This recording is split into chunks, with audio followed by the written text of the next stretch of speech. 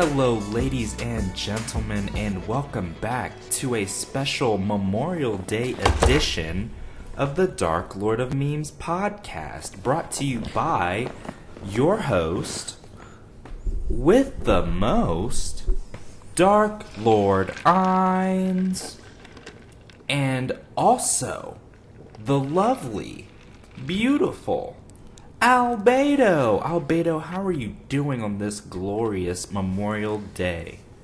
I'm doing pretty swell. I got off work early. Right. So I'm pretty happy about that. That's very nice. It's always nice to get off work early, you know, especially on a day like today. Very beautiful, very sunny, very warm.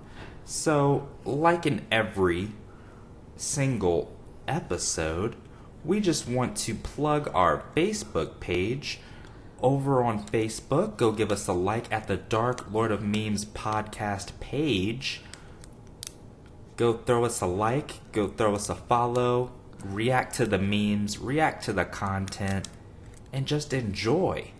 It is at facebook.com/Dark Lord Ainz. And if you need help spelling Ainz, it's A-I-N-Z. And while I'm shilling out our, pages, just want to do a quick plug for my music page as well over on Facebook.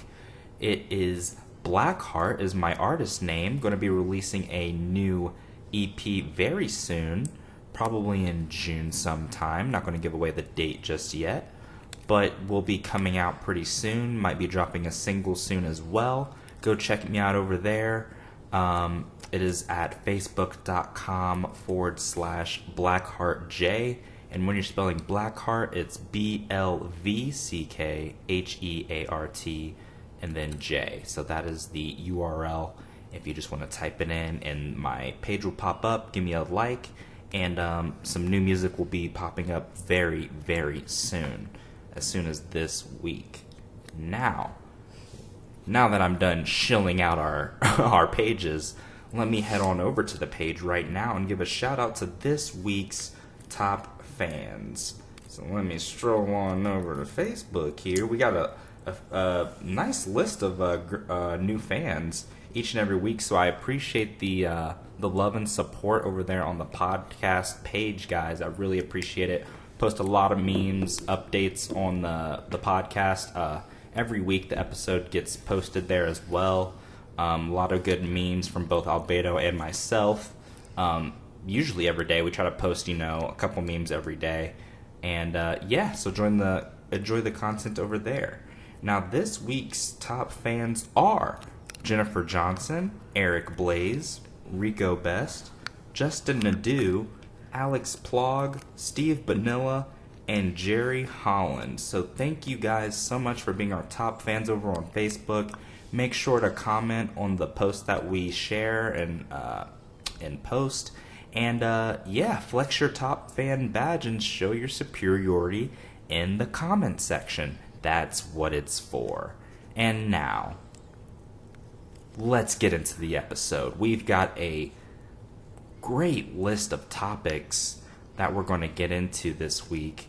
And we're going to start off this week with none other than in my opinion, the single most controversial American rapper in the game right now, who goes by the stage name 6ix9ine. Now, we're going to be getting into the recent controversy with 6ix9ine, but before we do that, I just want to hand it over to Albedo really quick. Albedo, when I say the name 6ix9ine, what is the first thing that pops into your head? Rapist. Whoa. So you're starting off hot and out of the gate here. Well, more technically a child molester. Yes, so the girl was 13. Yeah, let's start there. So if you're not familiar with 6ix9ine and some of his controversy, basically he was recently released from prison after a ongoing federal case where there's memes everywhere about him snitching on on a gang collective. Not too entirely sure on the exact name or the members, but that's like the more recent thing, is that he's currently on house arrest. Several of his addresses have been leaked to the public, and he's had to be moved a few times already, and he hasn't even been out that long. And what Albedo was hearkening on in her statement earlier was he was previously, was he convicted in that? He admitted to it. Yeah, so he pled guilty, basically, right? He admitted to it in a statement where he was on camera with the young girl touching her, and he pointed and said, "That's me." Yeah, so, like, actually, this took place in 2015. In 2015, 6ix9ine pleaded guilty to an incident involving a sexual performance with a 13-year-old girl, and was ordered to serve a 4-year probation sentence following legal problems that followed the case. So, I mean, I guess from my viewpoint, I feel like a 4-year probation sentence, I mean, that was in 2015, so obviously I guess that probation is over, I would assume, but like I feel like that's a very lenient and like a slap on the wrist, and I've seen that like a lot recently where Brock Turner. Yeah, where a lot of sexual assault cases kind of lead to very lenient outcomes, which is kind of disturbing in my opinion. It kind of just puts into perspective what our, justice system kind of thinks about those type of things. Yeah, like, what are you teaching people who are like, what are you going to teach people who are doing stuff like that? Like, all you're teaching them is you basically get away with it with just a slap on the wrist, and so can other people. Exactly, and there's no real severe consequences for your actions. And then not to mention, like, 6ix9ine got away with it twice. Like, got away with a slap on the wrist, like, twice. Mm-hmm.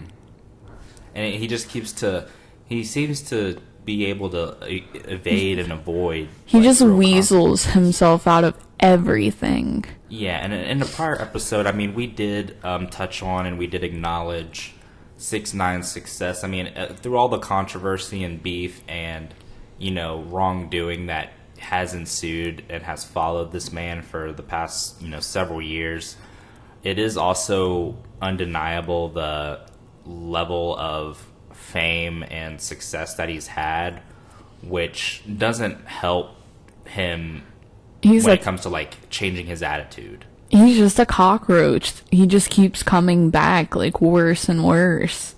Yeah, that's a really good analogy. He kind of just keeps coming back and back, bigger, more popular, but still doing like very, crazy and heinous things. So recently, this happened, I think, about probably like a week or two ago. I saw an article, which I was actually I had mixed emotions when I first saw the article, and then when I read the reasoning behind it, it kind of made more sense, and I was actually kind of impressed. So the No Kid Hungry campaign recently rejected funding from 6ix9ine, who was trying to donate, I believe, $200,000 to this campaign. I mean, obviously during this time, coronavirus is still, rampant, strong as ever. I mean, many states are currently opening up, but coronavirus hasn't gone away. And I've recently been seeing a lot of Memorial Day parties, of gatherings, of, these huge parties where people are not social distancing and not wearing masks and all that stuff, which is par for the course for a second wave happening eventually. So they said in their statement that the reason that they denied the $200,000 from 6ix9ine was because they don't want to set an example of accepting, funds and donations from, the likes of 6ix9ine, which I think is pretty admirable, because I mean, $200,000 would probably, do a lot and go a long way to feeding kids, but at the same time, if you're accepting a donation from evil. Well, I'm not gonna say. I'm not gonna like really. I can't really label anyone evil per se. But if you're gonna take money from, a person like that, it's kind of like sending a message like, oh, I guess like money over values. The reason why they denied like the money is because they can't accept money from their child organization to feed children, and they can't like accept money from someone that has done crimes against children. Right, and they said in their statement that they're not. They have a policy of rejecting funding from donors who do not fit with their values. Which, like I pointed out earlier, like obviously 6ix9ine does not align with the values of the No Kid Hungry campaign or anything really admirable. So while I was first kind of shocked, like, oh, they denied like that, large sum. I get it. I do definitely get it why they did it. So yeah, we touched on it earlier. He's been breaking all these social media records, the Instagram live viewing record, the YouTube. He broke the record for most views in 24 hours on like a video. And then recently he's been getting into a beef with Billboard, Billboard Top 100, saying that, I guess he had a beef with Justin Bieber and Ariana Grande, saying that they basically bought their number one with their song, I think Stuck With You is the name.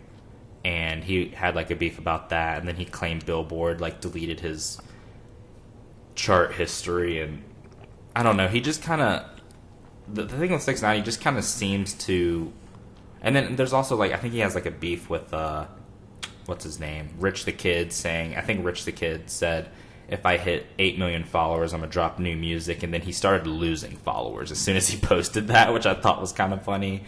And then 6ix9ine came out and said, yo, if he gets down to 6 million followers, I'll like cut off my hair or something like that. I guess they're like beefing or whatever. So like it just kind of seems like he feeds off of negative energy, which is something I'm not too keen on. I don't really go out of my way to listen to 6ix9ine music.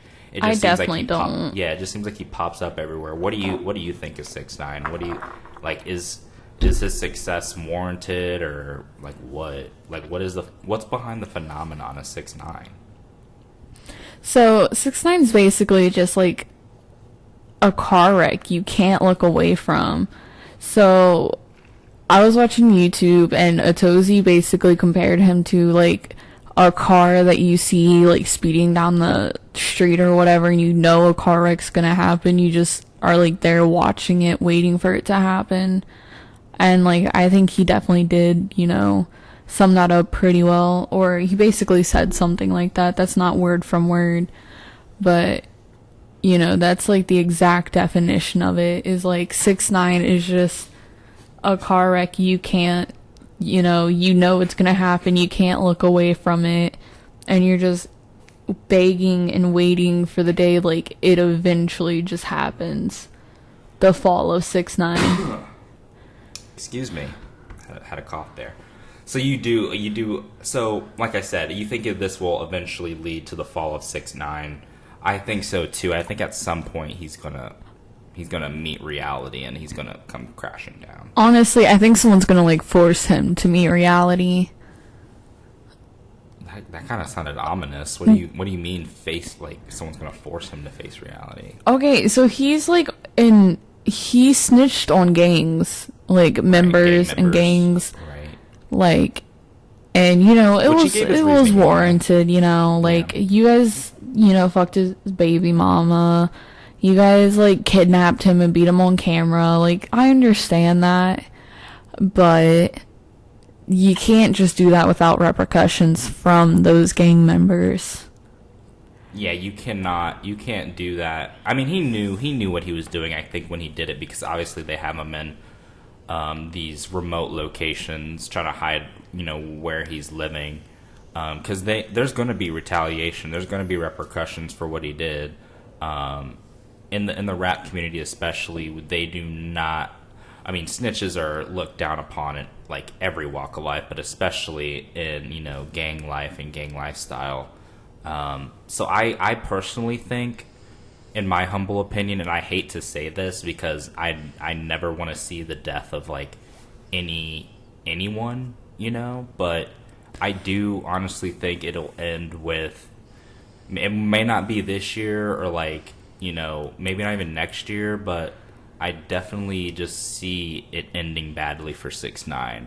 I mean, his address has been leaked twice already while being in protective custody. I bet as soon as he's out of that protective custody, it's gonna go down. Yeah, I mean, he better start spending millions of dollars on security and bodyguards, because as soon as that protective custody and what are they? I guess like maybe witness protection. Once that's like gone, he's kind of screwed. And I just see that there's probably going to be an article, some like not like saying it's going to be soon or anything, but like eventually we're going to see like breaking news, rapper 6ix9ine like murdered or something. I just don't see any other outcome. I don't see it. I really don't either. I know, like, as soon as 6ix9ine ends up out of that protective custody, people are gonna get bold. And they're definitely gonna go after him.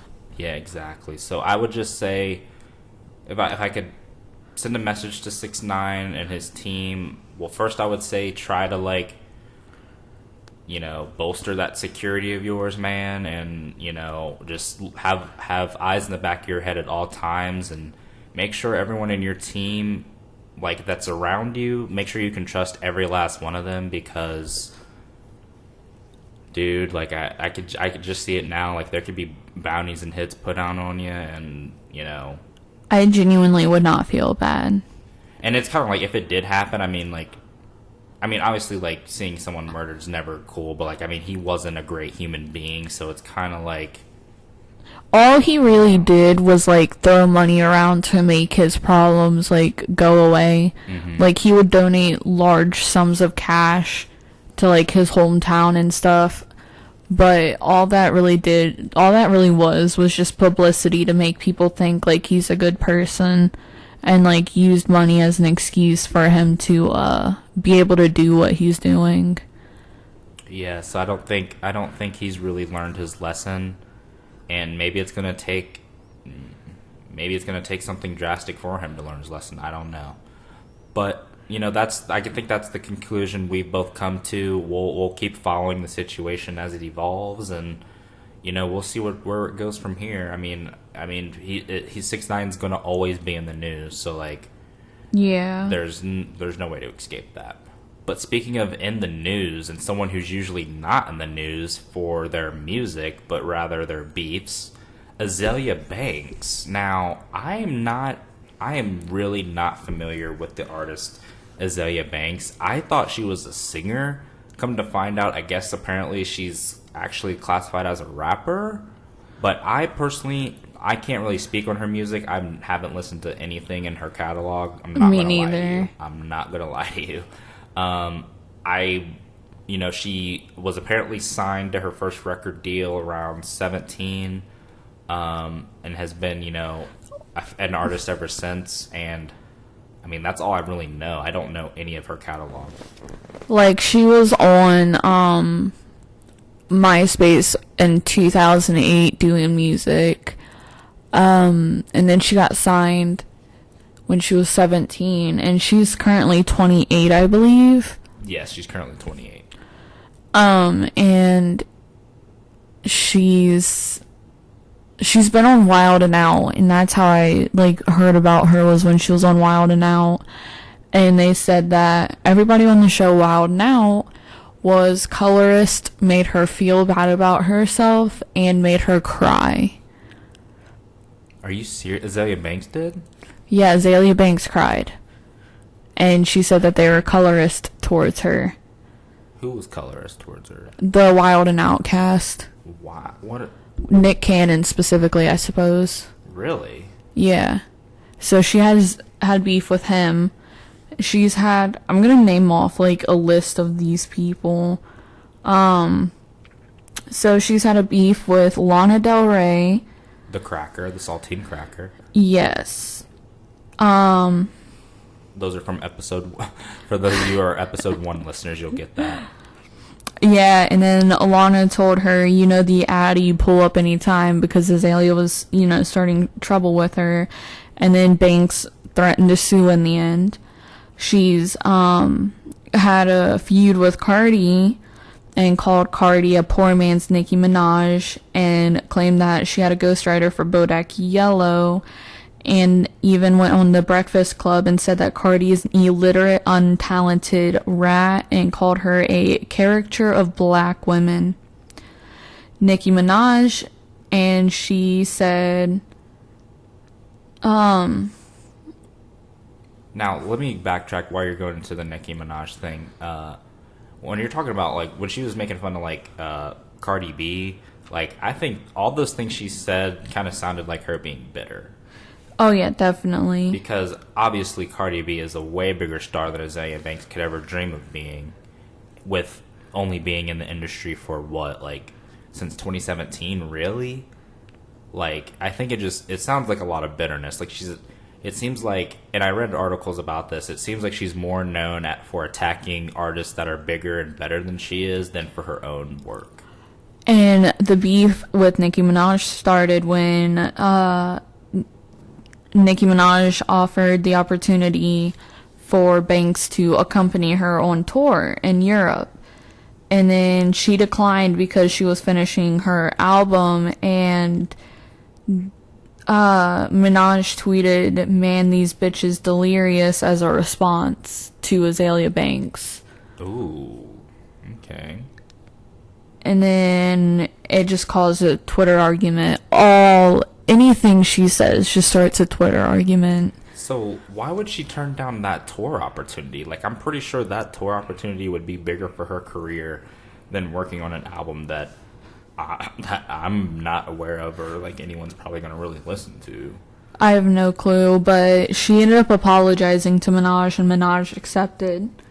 She went back and forth on Instagram with Remy Ma, calling the rapper a confused Nicki Minaj stan, and then said that she said that you do not count in the real female rap conversation anymore. And Remy was really furious about that. So like so these are all beefs that she's been in already, like in yes. So she's beefed with all these people, or had controversy with all of them.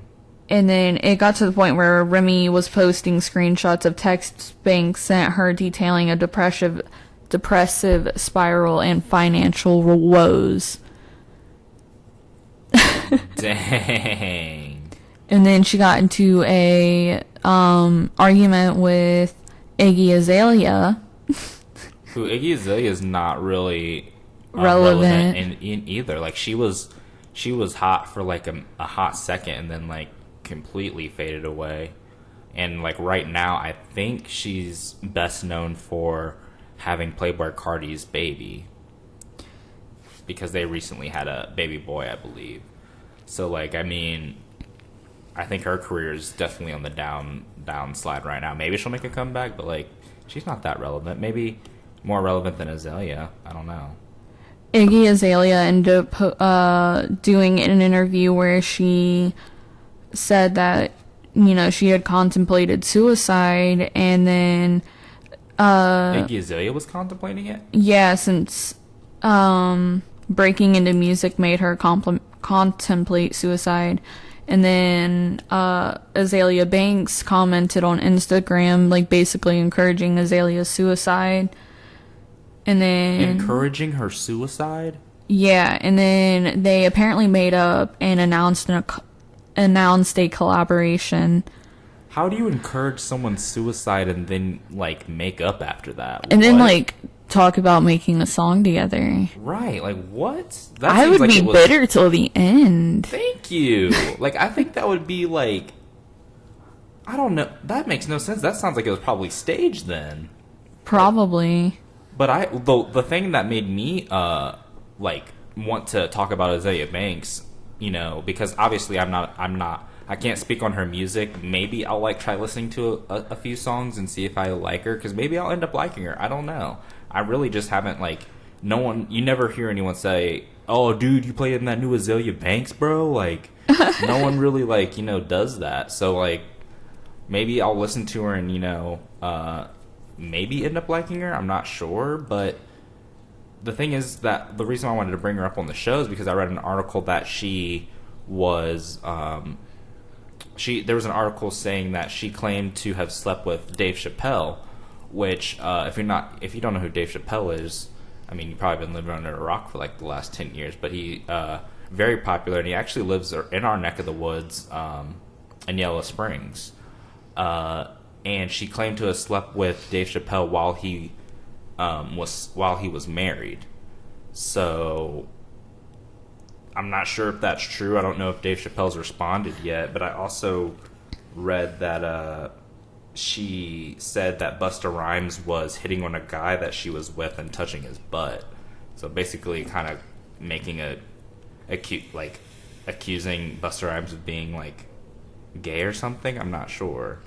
So like she's like just like throwing out these outlandish things, and I'm not sure if there's actually any validity behind any of these statements. And so, did you ever hear of the time Azealia Banks was attacking Zayn from One Direction online? Why would she be attacking Zayn from One Direction? Well, she was in an argument with Zayn on Twitter, I think, and then Sky Jackson was 14 at the time. The little girl Zuri from what was that show? Zuri. Yeah, from that show with Debbie Ryan as a nanny. Oh, Jessie. Yeah, Jessie. So Sky Jackson was 14 at the time, and she said that Azealia Banks needs to simmer down, and Azealia clapped back at a 14-year-old and said, "And you need to grow some hips and start your menses. Stay in a child's place," meaning menstrual cycle. Damn. And then Sky ended up saying, "When a no-hip having 14-year-old has more class than you, worry about your career, get one." Oh, snap. Imagine a 14-year-old ending your career in just one line, one tweet. Sky Jackson for the win on that one. I'm sorry. She's just schooled Azealia. And Azealia even had the audacity to attack Beyonce too. What? You're going after the literally the one who laid the groundwork for all the female artists behind her. She said, and you're gonna attack her. Wow. She tweeted, "If she wants to help us, she'll shut up and let the new vanguard of black women come forth instead of poaching from us." Poaching? What does she mean by that? That's interesting. Like, does she think like Beyonce's stealing, like being a culture vulture? Because like Drake gets accused of that as well, like kind of stealing from the new generation and kind of profiting off of it. Maybe that's what she means. Dude, so she is someone that likes to claim, that she's trying to stand up for black people and that she's trying to bring them forth. But really, after reading all of this stuff about her, all she really does is attack black artists that are more popular than her. And I think at the end of the day, like, to sum this all up, I know I've been talking about this for like a minute, but to sum up Azealia Banks, like I hinted at it earlier, I think it just comes from a place of bitterness. Like, I think she believes she should be on the level of all those artists that she's beefing with, like the Iggy Azaleas, the Cardi B's, the Beyoncés, the Nicki Minaj's. All of those stars, I think, have more relevance and more clout than her. Maybe if they don't produce music if she feels like they don't produce better music than she does, but the fact remains, like, they're all more popular and more successful. So I think it's more her lashing out at these people because her career hasn't launched like she thought it would. Okay, so she's also attacked Elon Musk, and that's kind of random. Yeah, so she said So basically, she was supposed to record a song with Grimes, and said for a recording session only to end up waiting around the house while the musician comforted her boyfriend for being too stupid not to go on Twitter while on acid. And then apparently, like, they're in like a court argument about it, and it's just insane. So, like, final thoughts on Azealia Banks. Like, she's troublesome and annoying, and someone needs to take Twitter away from her. Are you gonna walk away from this podcast and be like, maybe I'll give Azealia Banks a listen? No. Okay.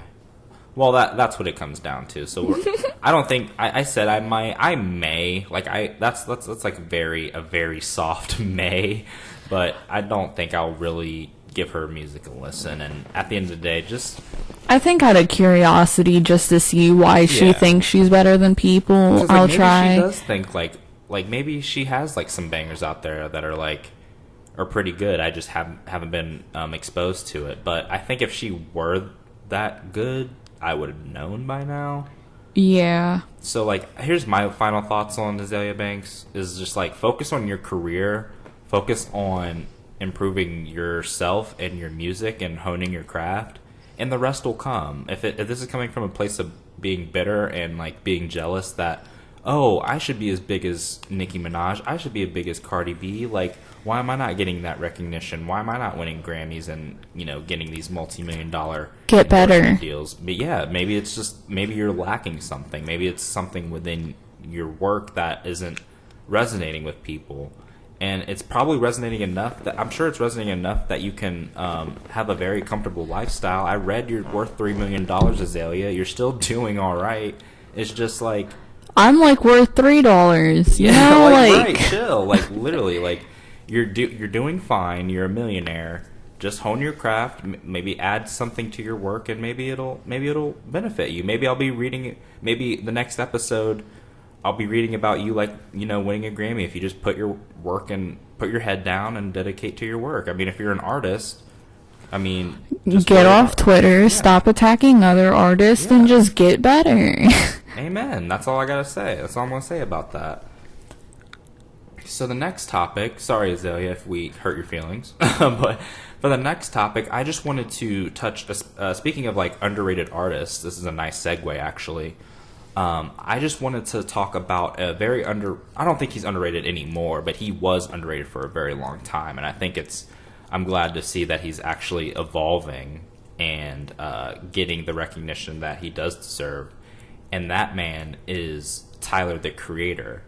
Now, I'm not too sure how well versed Albedo is in the work of Tyler, the Creator, but I've been a Tyler, Creator fan for many years, back in the Yonker days, back when he first dropped Goblin, his first solo album, and even before that. I think the first actual project I heard from Tyler, the Creator was his mixtape Bastard, which is actually very good. So let me just talk about my experience with Tyler, the Creator, and then I'll turn it over to Albedo and kind of see what she thinks. And then we'll kind of get into like the whole evolution of the Tyler, the Creator, the artist. So my personal experience with Tyler, the Creator, like I said, I was first introduced with him with I think it was like his 2008 EP called Bastard, where if you're familiar with Tyler, the Creator, in the early days, he really prided himself on like the personas that he had. I mean, there was like the Wolf Haley persona, and he would like basically kind of have these therapy sessions, kind of talking. Wolf Haley was kind of like his alter ego, and he would talk to. He was a therapist that would talk to Tyler, and he had these like skits on the EP where he was basically like, so tell me about your family, tell me about your relationship life, and he would kind of have a song that would, like, after that question was asked, it would kind of like the song would kind of answer it, you know what I mean? And I thought it was very creative. So he had Wolf Haley, and then obviously the rap collective Odd Future, which also produced some other hits hit superstars like Frank Ocean, and who hasn't really put out music too regularly, and also Earl Sweatshirt. And then we know Odd Future Wolfgang, that eventually led to their Loiter Squad TV show on Adult Swim, which was like a skit-based show, which is pretty entertaining. And then they also have like their own Odd Future merchandise, which I kind of own. I have like an Odd Future hat myself. And I was really into Tyler, the Creator. And early on, he was, I think why I gravitated to Tyler, the Creator so early on was because, like I said, when I was really into him, I was much younger. I was like kind of like junior high / high school age. And his stuff was very like rebellious and controversial. And I think that's why I kind of gravitated towards it. Because like, I was like, dude, there's no other rapper out here like who's, well, this stuff wasn't good, but he was like doing controversial stuff. Like his video, he'd like, in his video Yonkers, he basically hangs himself, which is pretty, kind of graphic. And then, what else has he done? He's, he puts like, he had homophobic slurs in his music, kind of bashing, saying like the F word, I'm not going to spell it out, but the F word, not F-U-C-K, but, the homophobic one. And he kind of like was just very like over the top. He like bashed like religious groups and stuff. And it was like very like, just rebellious, but like he kind of like started off that way, got like a lot of attention from it, and then it's kind of like segued it and evolved over the years. He's grown up, and he pulled a Filthy Frank. Yeah, he really kind of did, like Filthy Frank to Joji, kind of like well, I wouldn't say like a Filthy Frank. Filthy Frank was kind of like it was just like a flip of a switch. Yeah, because like he was Pink Guy. He was the evolution. Yeah. Exactly. Like he was like I think Filthy Frank could have did the same thing, but like Filthy Frank was like Pink Guy, and then boom, Joji. And then out of nowhere Joji popped up. Whereas with Tyler, it was like, it goes by eras. Yeah. Which, if you're really into like the like hardcore like rebellious stuff, you like the Odd Future era where he like dropped his albums like Bastard, Goblin, Wolf. And then he kind of transitioned to the, I kind of call it the Flower Boy era because that's like one of my favorite albums like of all time. I thought it should have won a Grammy. It was Grammy nominated, but I don't think it won the Grammy. But so he kind of went from like the rebellious era, and then he kind of went to an experimental era where he did like the album Cherry Bomb, which I wasn't a fan of, and Igor, and Igor's like the current era, yeah. So his has kind of like been like an evolution. It's just like pretty interesting to see how he started. Like I never would have thought, like when I first found Tyler, the Creator, that he would ever win a Grammy. I would never have expected that because like he was saying like I said, like he was very controversial about, his videos, Yonkers and Tamale. They show like highly disturbing images. Like I said, like the hanging scene is kind of like disturbing. And, he's offended various demographics, religious groups, and the LGBT community. So that's kind of like the Goblin Wolf era I was talking about.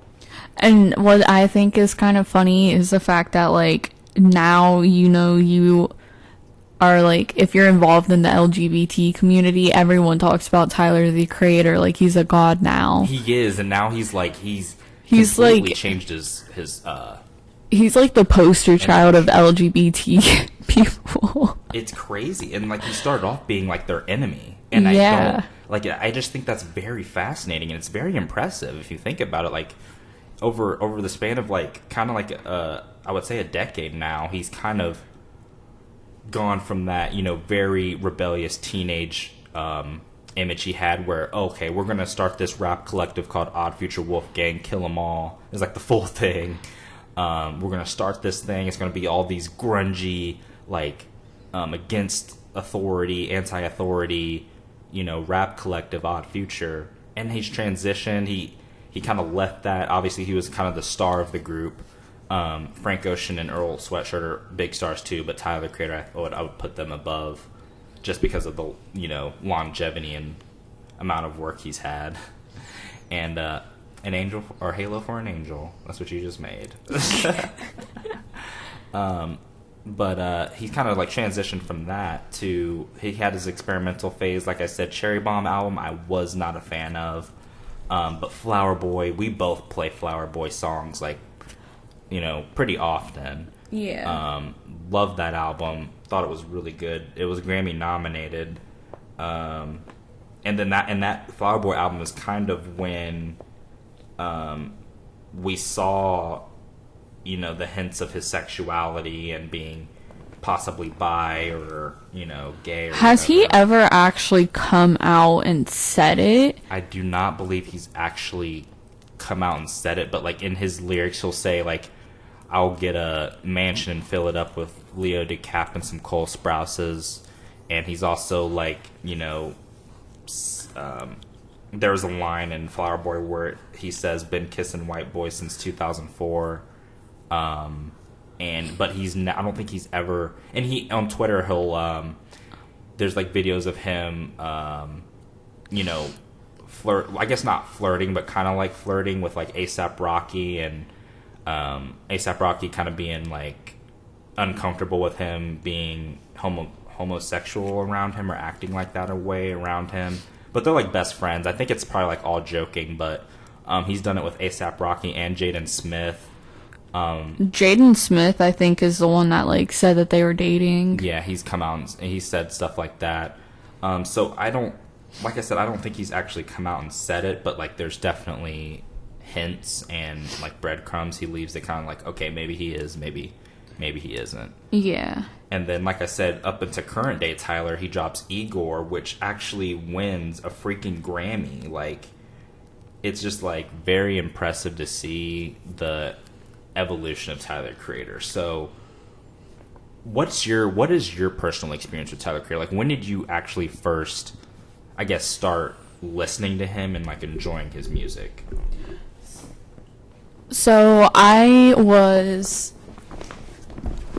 at a high school that was like a technology high school, and it was like a technology career center, and it was for my junior and senior year of high school. And so I was in a graphic arts class, and I took graphic arts for like 2 years, and those 2 years was just full of like all of my classmates being, you know, edgelords and very memey people.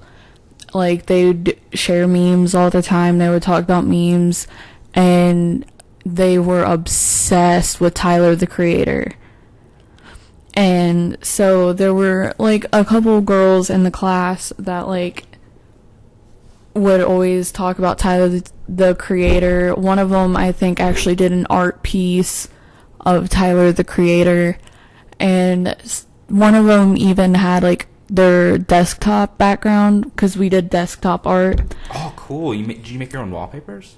No, one of them had their wallpaper as set as Tyler, the Creator. And yeah, we did make our own wallpapers and stuff for the back. Cool. Or we like set our art that we did, like that we painted or like digitally drew up as our background.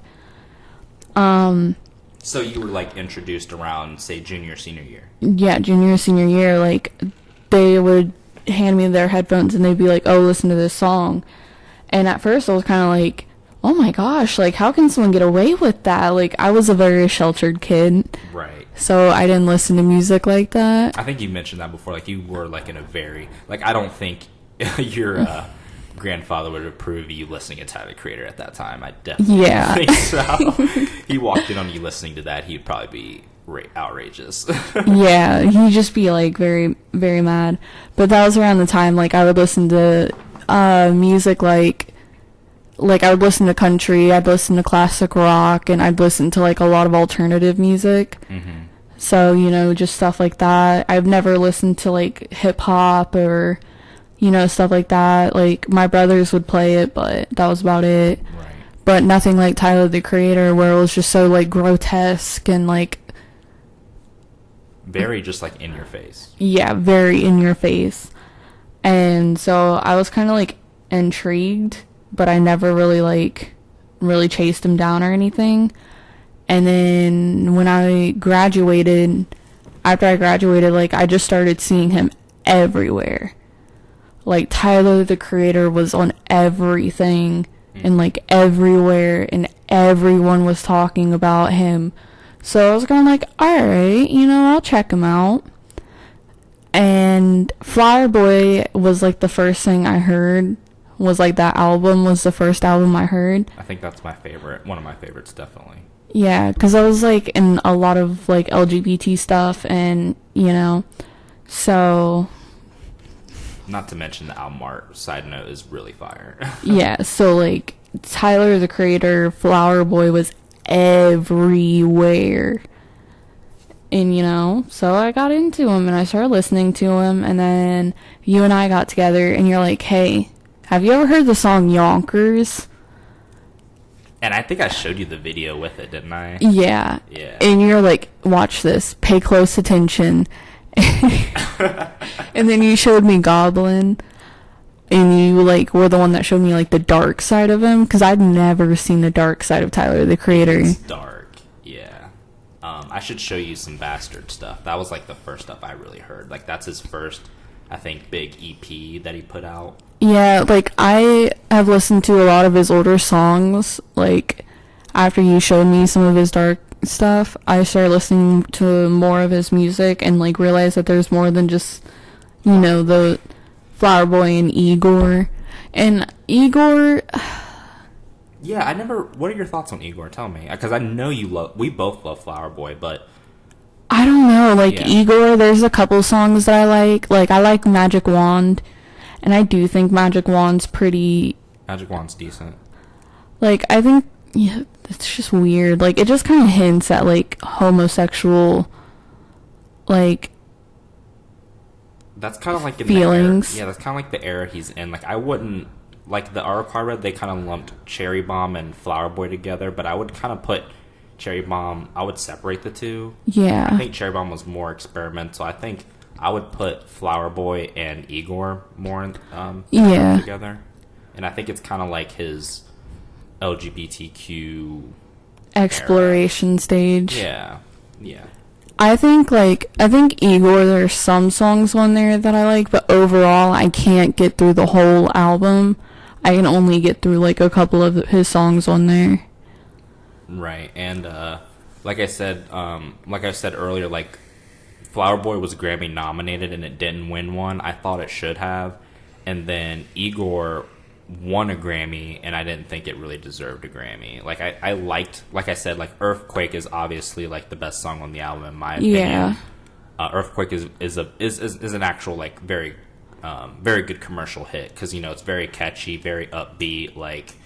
the music video for it's pretty funny. The music video is really good. The persona that he built around Igor is cool, like the bowl cut and the suit and the dancing and the piano. It's so weird, but you can't look away. Yeah, it's just, like, intriguing, and that's why I like it. Just grabs your attention. Attention grabber, yeah, that's a good way to say it. It's just a big attention grabber. So, like I said, like, and like, there's going to be people that listen to this and like, oh, dude, no, Igor definitely deserved a Grammy. Like, yeah, like, it's just my personal preference. I personally preferred, like, I think out of his entire catalog of music, I would probably put Flower Boy at the top of my list and then probably follow it up with, like, Goblin and then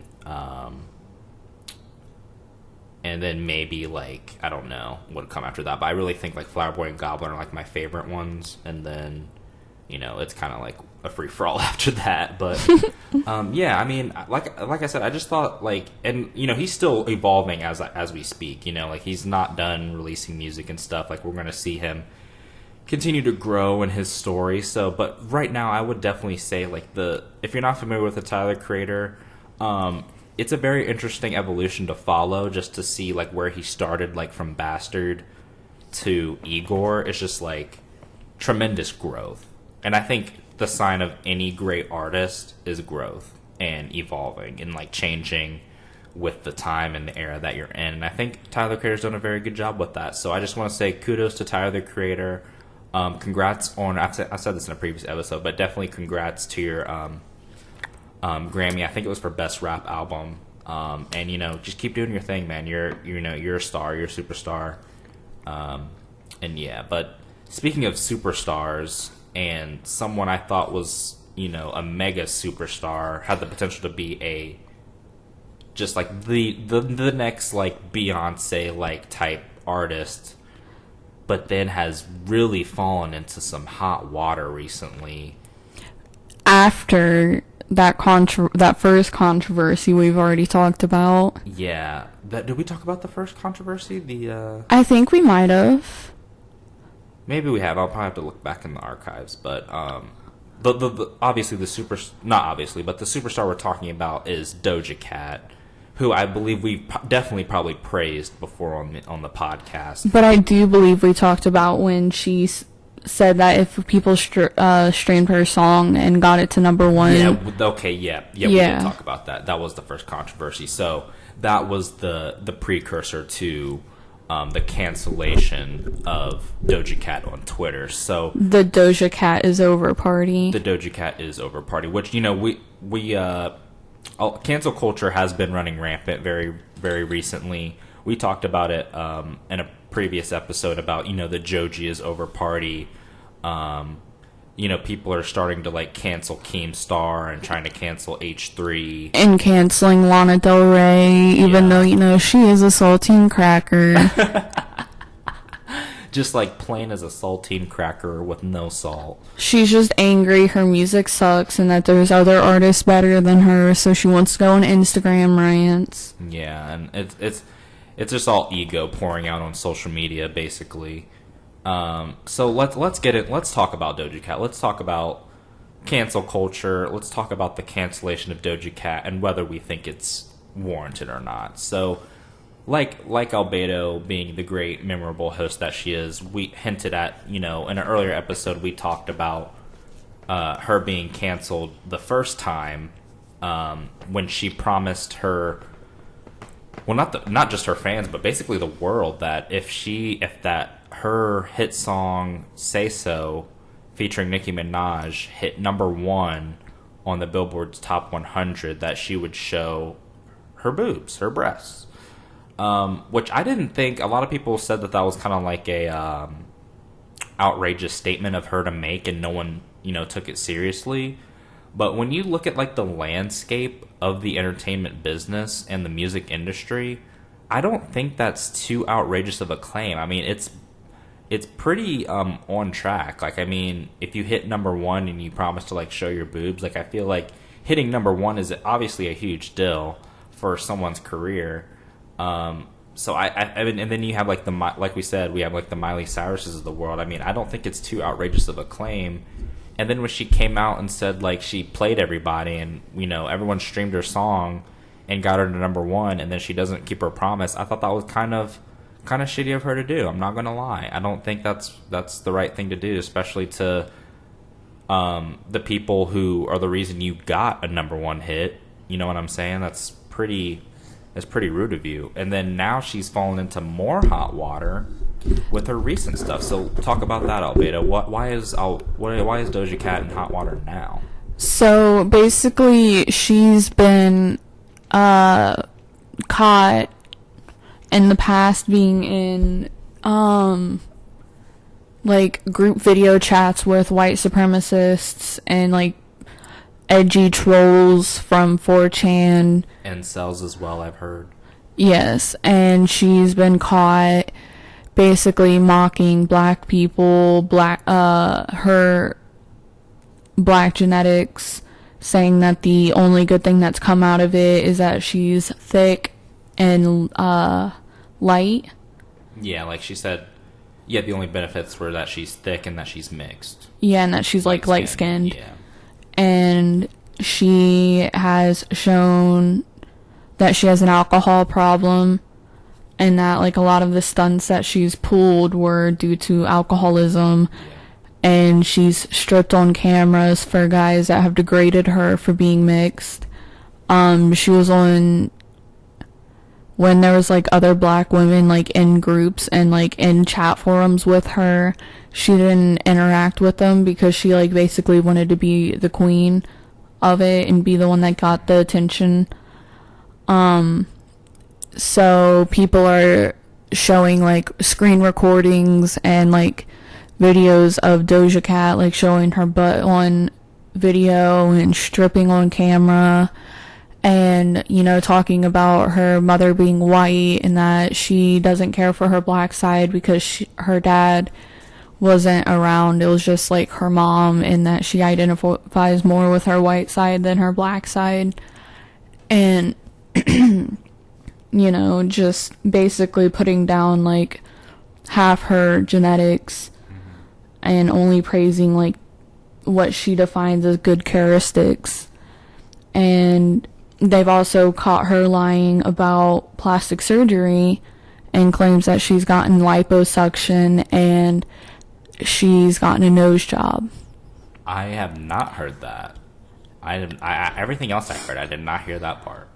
Yes, and then she basically had a weird fetish for being racially degraded, and she would have like all these white supremacists basically call her the hard ER and like degrade her racially on camera. And people are like leaking messages from the forums and leaking private chats between people in the forums talking about Doja Cat, and people on Twitter are posting their experiences with her personally before she was famous. And then she I read about that. Also released, like, I think it was one of her first songs she's released. I don't know if it's okay for me to say it. I mean, it is the title of the song, but I don't. Well, I guess you could say it because if people want to like seek it out. Basically, she just wrote a song about like mocking black people that were affected by police brutality, Right, saying if you look that up, it'll pop up. Yeah, saying like they didn't do anything, didn't do nothing, and she basically was mocking like victims of police brutality in that song. So she's been pretty problematic for a while, but no one really knew like how deep it was.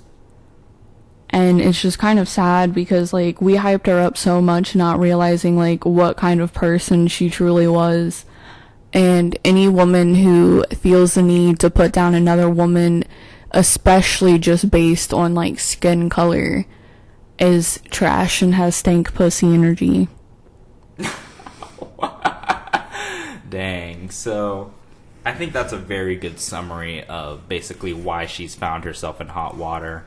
And so, like, to kind of just touch on a little bit more on what Albedo's been saying is, like, basically she has been, disowning half of her genetics, half of her culture, kind of just saying she doesn't resonate with it, and, like, all those things are being leaked. I'm not sure if this is a result of her having resentment towards her father or not, for, like, not being around, and so, like, just kind of having the stigma and stereotype of like, oh, like I just have like another deadbeat black dad who's not here, which that is an unfortunate stereotype of a lot of black men that they're not around and not involved in the kids' lives. And sadly, I don't want to get too personal on here, but like I kind of get where she's coming from because I have that personal experience. Like I'm from a single parent household, my dad wasn't really around much. My mom kind of was definitely, the primary parent and like did everything for me, which I'm very thankful for, and I love my mom forever. But I definitely get where she's kind of getting from. I'm not sure if all this, being degraded from these white alt-right incel communities is kind of like an effect of that. I'm not trying to be a psychologist or therapist or nothing. I don't know nothing about that stuff, but I mean there are like me reading the tea leaves. Yeah, there are like women who they grow up without dads and they kind of develop like a daddy kink or stuff like that, where they just end up they're traumatized because they don't have that like person in their life that's supposed to love them and take care of them and stuff. They don't have that person in their life, so they kind of seek out validation like anywhere that they can, and she just kind of like seeked it out and received validation that just isn't the right kind. Yeah, and it's not healthy. It's very toxic. Yeah, she's just trying to, like, I personally feel like, this isn't, a professional opinion. I personally feel like, she kind of has a little bit of self-hatred. Yeah. So she's like,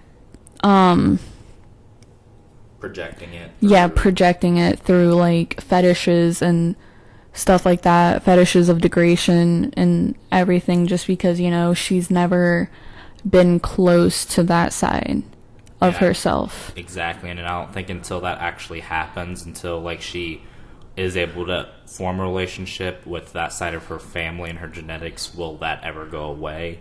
And there's also a lesson to be learned from all this, because, like, Albedo's been doing a great job of, like, bringing up, past points.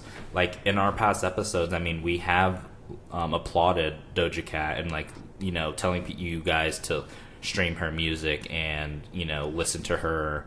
And we were, like, put her on a pedestal. Like, she's been our queen for, like, a year solid, I'd say. We loved her music. We enjoyed her content that she put out. Like, people would come over to our apartment and we even showed them, like, her music, and we're like, hey, dude, like, you need to listen to her. Like, watch this video. Like, just tell us what you think. Yeah, exactly. And God bless America. that was a quote from one of our friends. We showed a music video too, and he just said, "This is the American dream. Like, this is why people come to America or love America, is because of stuff like this." So, like, and like I was trying to get back to my original point. There's, like, a lesson to be kind of learned about this and who you choose to admire and be a fan of, because you never truly, this stuff like this can come out. I mean, it's well documented that, I was a fan of Juice WRLD as well, accepting and knowing damn well he had, like, mental issues and obviously abused drugs heavily, which he sung about in nearly every song. He had, he had demons that he never really got the chance to face. Exactly. And so, like, you kind of have to learn to accept all the parts of the artist. So, like, I just want to put this out here as, like, a lesson to anyone, is, like, it's very important to acknowledge and recognize that, while you can enjoy a person's art and a person's music and what they produce and, share with the world, it's also very, I just want to say, don't take it too overboard, and very be cognizant of that person's history and, what they're about, because, like in this case, Doja Cat, it's kind of sad because, like, we put her on such a pedestal, and then this comes out and it kind of, like, is a reality check. Like, oh, you gotta make sure you stay on a level playing field, and remember, like, while this person is, like, kind of like a superstar and you kind of put them on a pedestal and they're like an idol in your eyes, they're still human at the end of the day, and all humans are flawed and all humans make mistakes, and, this is just another example of that. Like, she's a human, she's not perfect, and, you gotta accept that, and you gotta own that, if you're, enjoy that person's music. Now, I'm not saying, I'm not telling you to stop listening to her if you enjoyed her previous to this, but, like, you got to recognize, like, these allegations coming from multiple sources all over the place is not looking good for her. And I'm not sure if this is actually going to have, like, a lasting impact on her career. I'm not sure about that.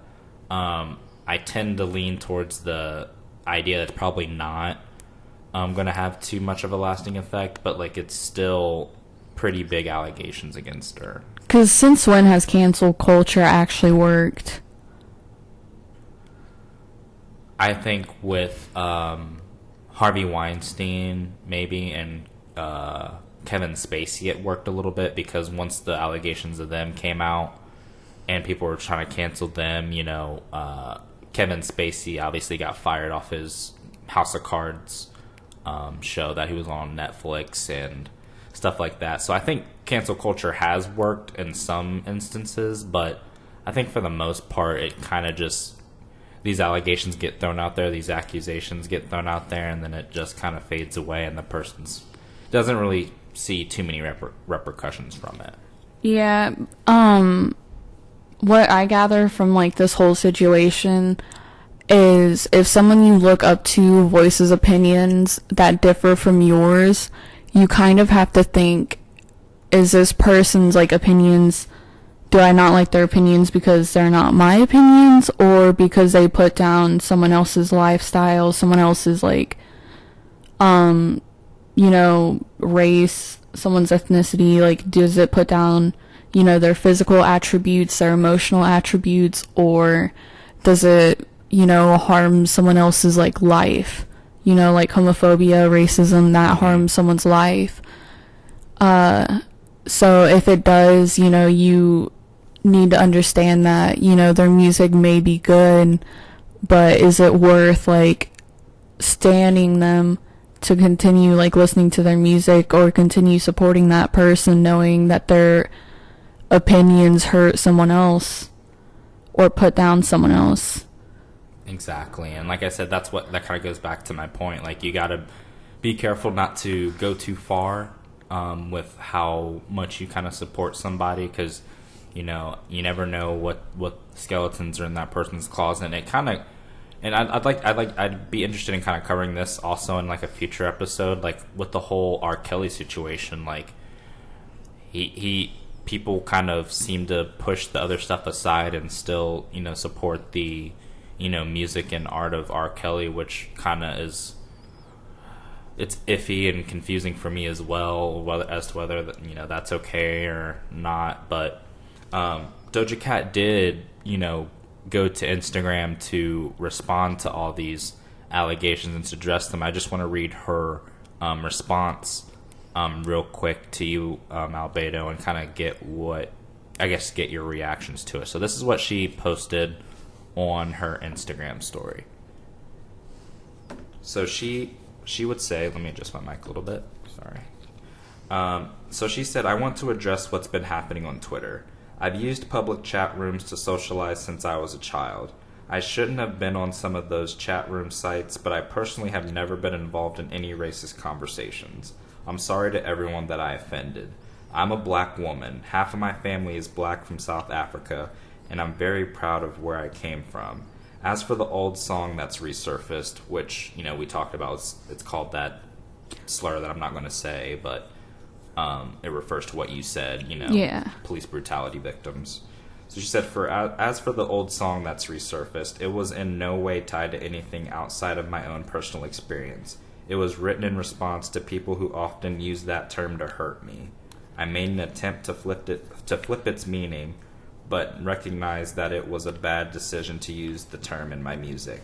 I understand my influence and impact, and I'm taking all of this very seriously. I love you all, and I'm sorry for upsetting or hurting any of you. That's not my character, and I'm determined to show you that everybody move. And I'm determined to show you that. I'm determined to show that to everybody moving forward. Thank you. So that was kind of like her response to it. Albedo, do you buy it? Do you think like this is a genuine apology, or is it just kind of like let me just put out a statement and kind of hope this goes away? I've seen some of the evidence and some of the proof against her that's been posted of like the screen recordings and stuff, and I have heard her talking to white supremacists from 4chan and saying like, call me your like blank ER. Yeah, that's a lot of the like I said, I've also seen the evidence. We've kind of watched it together, and a lot of it is damning, and it's very uncomfortable to watch sometimes. And the things that she says and does are kind of just like, why are you doing that? Like, why are you having such little respect for yourself? And it's kind of like worrying. So, as for me, I don't really buy this as like a genuine apology. I kind of just see it as like her PR team is probably like, you got to address this, you got to say something, and she kind of came up with this, and this is her official statement. Now I'd like to see like a long form maybe interview, maybe see her go on like the H3 podcast or like some like big platform like that, and kind of like discuss her allegations more at length, but I don't think her team or her will really allow that to happen and want this to be over as soon as possible. But I think before it can be truly over and have finality, she's got to like talk about it. Like, she's got to directly address it. Like, this isn't enough for me, and I don't think it's enough for everyone else. I've seen like edgy people, like people that would go on 4chan and be extremely racist and homophobic just for like the hell of it, for the jokes and for the shits and giggles of getting off on someone else getting like really upset about it and getting angry at it. And then I've seen them become like perfectly normal, compassionate people who like have regret for the stuff that they've done in the past. Like, I think that, if she wants to show that that's not her, she should address it and say, yeah, like, I did that stuff, it was a dark time. I genuinely, was going through some things, like I was an alcoholic and stuff like that, like, address that and, be 100% open and honest about it, because, like, we've seen the proof, we've seen the evidence, we've, heard with her own voice, her own face, like, saying it, and how she was acting on camera as well, like, there's visible evidence. Like, there's visible evidence that, she's under the influence of something, and that it's, like, undoctored and stuff like that. I think she just needs to own up and say, like, yo, I was young, I was, having problems, I was on stuff, and, that person was a very dark time for me, and that's no reflection of who I am now, Mm-hmm. I think it would have been, like you said, I think that would have been a better response for her to have, instead of coming up with such a... It just seems so generic, the response to me. It just seemed very safe, very, like, constructed. Like, it doesn't come off as genuine or authentic to me. It just kind of... comes off as, like, hey, please don't stop buying my music. Right, like, I need the sales, and that's how it came off to me. And I think what you suggested would have been a better suggestion for her to do. I think if she would have just addressed the allegations directly and said, in the videos and the comments, and said, and she's still young now. I think she's only like 24. She's still super young. Like, she's a grown woman, but she's still young in the scheme of things. Yeah. And I think she just needs to say, like, yo, I was younger than I even am now, like you said, and, like, just own it. I think she just needs to own that she made mistakes and that she, promises to, I guess, do better in the future. You know what I mean? That's what I would say. Yeah, she definitely needs to, like, admit that what she did was, what she did, and that, it may be her now or it may not be. She definitely needs to, like, just, point blank tell us, like, this is me or that was me. I'm the same or I'm different, Exactly. And, like, I want to see that done in, like, an actual, like, live, her actually speaking, not like a written paragraph or, a couple paragraph response. I want to hear her voice and actually say it, because, like, that, who knows if she even actually typed that out. It could have been a member of her team just saying, I'll just, like, post this up for you and it'll be your response. Like, yeah, I need something more concrete, more genuine, more authentic from Doja. I need a more authentic apology. Definitely. So I think we pretty much covered this. Do you have any final thoughts before we wrap up the show on, like, the Doja Cat or anything else, Albedo? I do not. Alrighty. Well, thank you guys for tuning in to this very special Memorial Day episode of the Dark Lord of Memes podcast. Wanted to upload this on Monday for Memorial Day, so this will be out on... Usually it's Sunday, but this week it'll be different. It'll be on our podcast feeds on this Monday on Memorial Day. So don't forget to check us out on Facebook once again, facebook.com/Dark Lord Ainz, AINZ, and our Dark Lord of Memes podcast page will pop up. Throw us a like, react to the content, enjoy the content over there, and also while you're at it, follow me on Facebook for my music page. Blackheart is my stage name. Blackheart with the V in black. And make sure to throw me a like over there. The EP will be coming out really soon. Gonna drop a single very soon. Just waiting for my mixed and mastered tracks to be done, and those will be posted on my Facebook page and my SoundCloud and Instagram. All that stuff. So help your boy out. Go support the music in the Facebook page, and that is gonna do it for this week. And we will see you guys next week right here on the Dark Lord of Memes podcast.